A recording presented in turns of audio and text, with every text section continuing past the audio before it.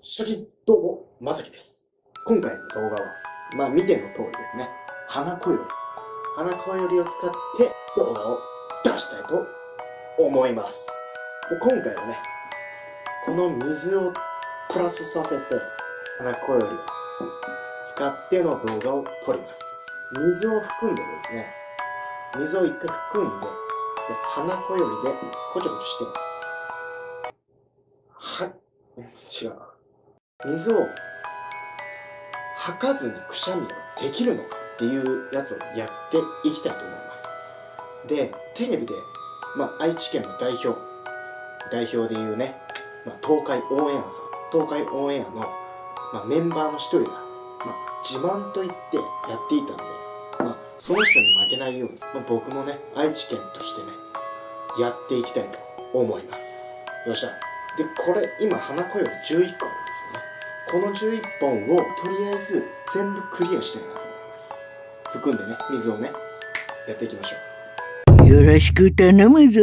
一回練習してみようか。こいつは厄介そうじゃんな。口を閉じてくしゃみする方法。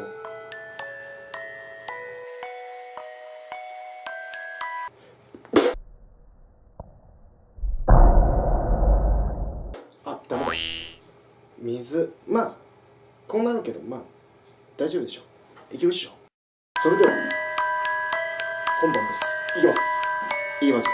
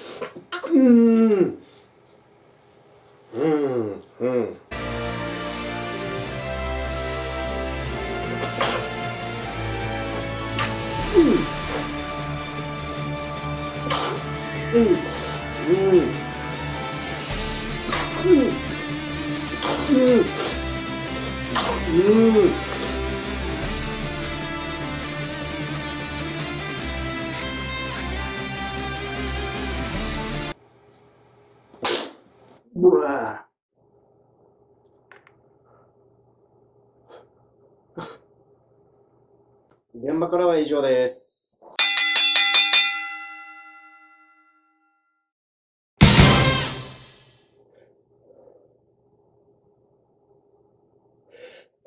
火は